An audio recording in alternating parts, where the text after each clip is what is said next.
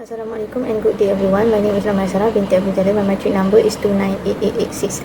So today our group will talk about ethnicity, equality and citizenship in the Malaysian Constitution. We know that Malaysia is a multi-ethnic country where we have Malay, Chinese, Indian and indigenous people of Sabah and Sarawak. This diversity comes from a colonial past where we gained independence in 1957. Our constitution had two key goals. The first one is to protect the special position of Bumi Putra in Article 153, and the second one is to ensure equal rights for all Malaysians. Article 153 it gives the Yang di-Pertuan Agong YDPA the power to protect Bumi Putra interest in public service, education and business. At the same time, Part 2 of the Constitution guarantee basic right. We have three basic rights. The first one is equality before the law, Article 8. The second one is the freedom of speech and religions, Article 10 and 11. And the last one is the right of education in Article 12. The 1969 riots, the new economy policy, NEP, was introduced. It aimed to reduce poverty and help the Bumi Putras. This created a strong Malay middle class but also dissatisfied among non-Bumi Putra. Today, Malaysia is still trying to balance special rights and equality. The constitution continues to evolve as we move forward to unity and fairness. Hi, my name is Binti MAZLI. My matric number is 299284. So I will be talking about the constitutional principle and current practice in Malaysia. The Malaysian Constitution is based on 5 Rukun Negara principle. Two of the most important that are supremacy of the Constitution and the rule of law. In Article 4(1) say that the Constitution is the high law in Malaysia. If any other the law goes against its law is not valid. So the rule of law means everyone must follow the law. Even the government, it also means everyone should be treated fairly under the law. In Article 153, gives special right to Malay and Bumi Putra in Sabah and Sarawak. For example, there are quotas in education, job and business to help them success. But in Article 8 say that everyone should equal under the law, and at the same time it's a law special help for those who need it, like the advantaged group. So it's not about equality, it's about a fairness. Next, Part 3 of the Constitution explain how someone become a Malaysian citizen. After independence, many non-Malay were given citizenship as part of a national agreement. In Article 160(2) define a Malay as someone who is Muslim, speak Malay and follow Malay constitution. This show how race and religion and culture are linked in our country. Now let's look at the related theory. The first one is social contract theory. Unwritten understanding, citizenship for non-Malay is written for Malay or Bumi Putra special right, often used to justify race and base policy. The second one is affirmative action. New economy policy 1971 aimed to reduce poverty and help Bumi Putra in economic success, corrected Malay middle class. Criticism may increase racial division. Multiculturalism versus assimilation. Multicultural refer for different culture and language school, but assimilation refer for promote Malay language and national culture. The last one is group right versus individual right. For example, freedom of speech is an individual right, but Bumi Putra pre-release are group right. Sometimes this right can clash, like education quotas or job opportunity. Assalamualaikum warahmatullahi wabarakatuh. I am NURFATIHah SYAKIRIN binti ROSDZI 29844. Okay, I will explain about the analysis of the topic. So first, let's look at the ethnic issue. By definition, ethnicity refers to a group that has representation in terms of the culture, language and origin in a single political system. So in Malaysia, the issue of the ethnicity is very important because we are a multiracial country. In Article 153 of the Constitution, they give a power to the Yang di-Pertuan Agong to protect the special position of the Malay and Bumi Putra of Sabah and Sarawak. So, for example, in the public service, education and economic sectors, Bumi Putra are born priorities. This happened in the face of the social anxiety between race, especially in the days of the colonial past. Okay. Next is equality. It states that all Malaysians are equal before a law and are entitled to fair protection. The main principle here is rank discrimination and based on the race, religion, place of birth or rank. However, there is a permanent manager as said in the 153 show early, who is trying to form a less capable group. For example, if someone breaks the law, they will be established fairly regardless of their race. So next, let's look at the citizenship. Okay, citizenship is there are several ways to become a Malaysian citizen. So first, through life. For example, if there is a birth in Malaysia and the parents are citizens. Second, through registration. So for example, the post of a Malaysian citizen can apply and become a citizen. So the third is through naturalization. So this is for foreigners who are taught or long in Malaysia over 10 years old, influent in Malay and Welsh behavior. So, however, freedom can also be withdrawn if one is involved in activity that open up the country or can be on a small scale. Okay. Now I will explain about current practice in Malaysia. In the ethnic refers and racial unity.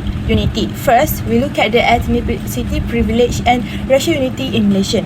In the Constitution, Article 153 gives a special position to the Malays and Bumiputras. Meanwhile, Article 8 affirms the equality of all citizens before the law. Now, the government is also proposing a Racial Harmony Act to replace the Sedition Act so that the people are free to speak out but still maintain unity.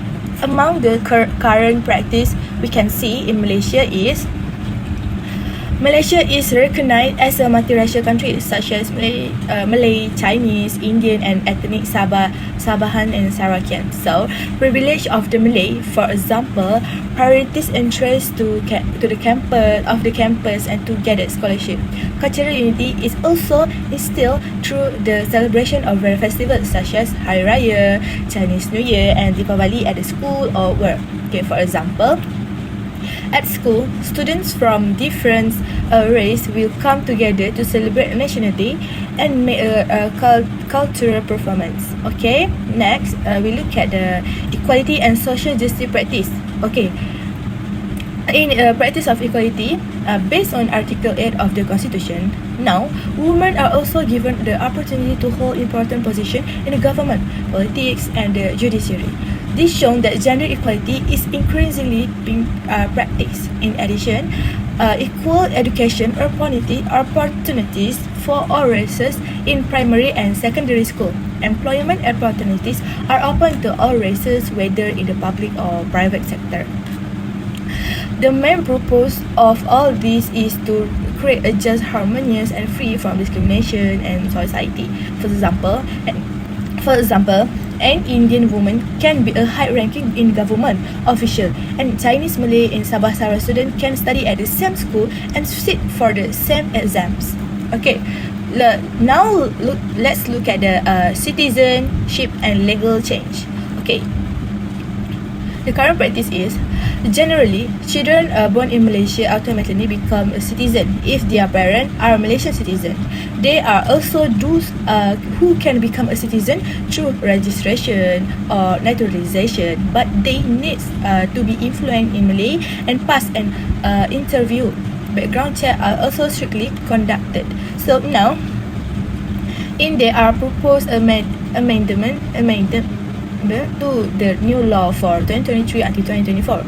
The aim is to allow Malaysian mothers who give birth abroad to give citizenship to their children, but this is still under discussion in the parliament. For example, if a Malaysian woman marries a foreigner and give birth to their children abroad, their child may be able to obtain Malaysian citizenship if this amendment is passed. Okay, thank you. Move on to the next slide, which is focused on issues and case studies that related to Malaysian Constitution with a special focus on equality, ethnicity and citizenship. So these issues are not only legal in nature but deeply embedded in our society's fabric and ongoing debates.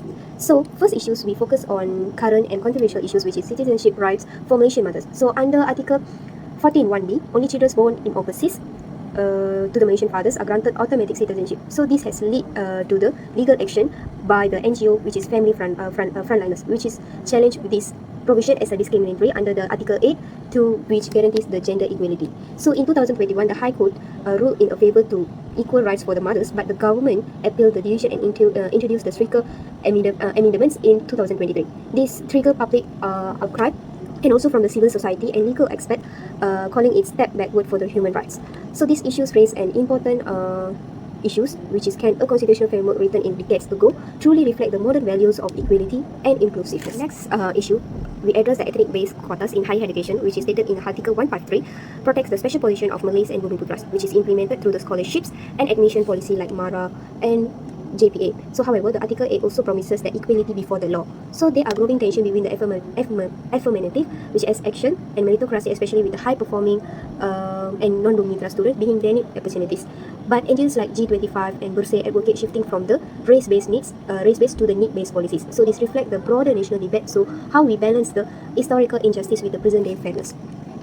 The next issue is focused on this landmark case, which is case study, which is this landmark case is 2018, involved her Hindu mother, which is Indira Gandhi, who challenged her ex-husband's unilateral conversion of their children to the Islam. The court ruled that both parents must consent to a child's religion's conversion, citing in Article 12.4 and Article 11 on freedom of religion. So this case is significant because it's reaffirmed civil court authority and highlighted tensions between the civil and Sharia law, showing that constitutional protection must be interpreted clearly to avoid the jurisdiction confusion. Last case study is about another impactful case is that of Rohana Abdullah, born in Malaysia but stateless due to her Indonesian mother and lack of documents. Although raised by a Malaysian guardian, Rohana had no citizenship for years. This violated that Article 8 on equality. So eventually, she was granted citizenship in 2022 under Article 15A, which allows discriminating registration. So her story that exposed that flaws in our citizenship laws and the urgency for